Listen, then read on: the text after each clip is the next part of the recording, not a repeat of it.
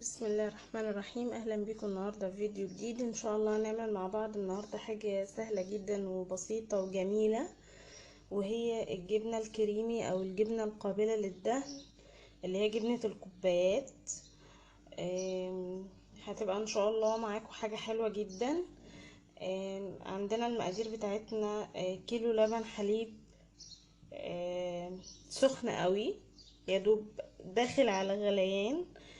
عندنا هنا معلقتين خل ابيض، 3 مكعبات، 3 مثلثات جبنة، اي نوع جبنة عندك، معلقة زبدة كبيرة، والتركية بتاعتنا اللي هي عصرة الليمونة. هنبدأ دلوقتي نضيف الخل للبن ونقلبه كويس.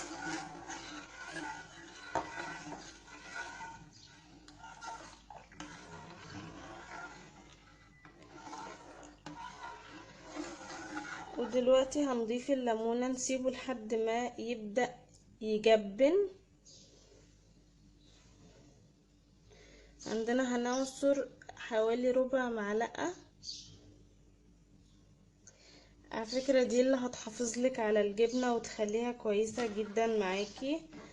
هنسيب اللبن دلوقتي لحد ما يفصل، لحد ما يفصل يجبن مية ويعمل جبنة. هو بدأ يعملها اهوت، فدلوقتي هنسيبه لحد ما يخلص خالص. بصوا حبايبي، اللبن خلاص فصل اهوت وبقى عمل جبن والمية بتاعته، فدلوقتي هنصفيه.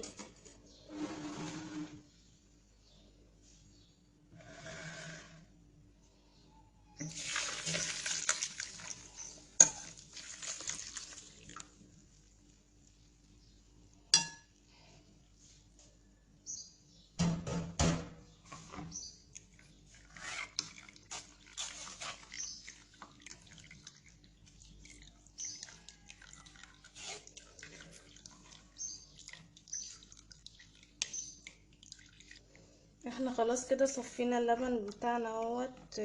عندنا بقت الشرشة تحت والجبنة هنا هي. ما تصفوهاش قوي لاننا هنحتاج فيها شوية شرشة من دي. على فكرة الشرشة دي انا ببردها وبعينها في اكياس في الفريزر، بيتعمل منها معجنات كويسة جدا. دلوقتي بقى هنجيب الخلاط بتاعنا، هنضيف فيه جبنة ونضيف لها معلقة الزبدة بتاعتنا برضو،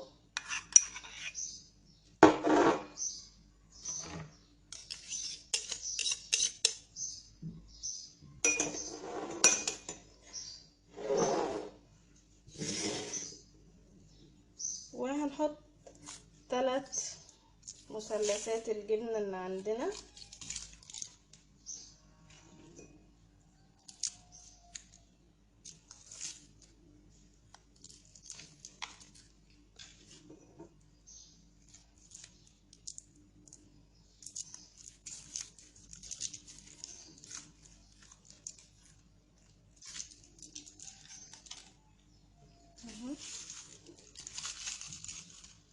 وعشان نمشي الخلاط بتاعنا شوية، هنضيف شوية شرشة بسيطين جدا، حوالي معلقتين بس كده. وهنضيف لها ربع معلقة صغيرة ملح، او يمكن اقل من كده كمان.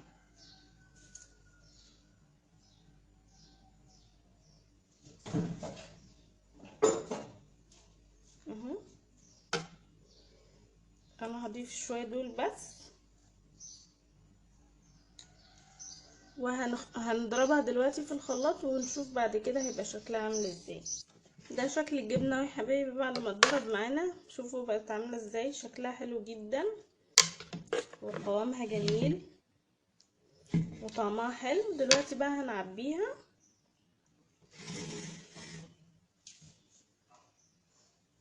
انا عندي هنا الكوبايات اللي هي بتاعت الجبنة الكريمي، هعبي فيها.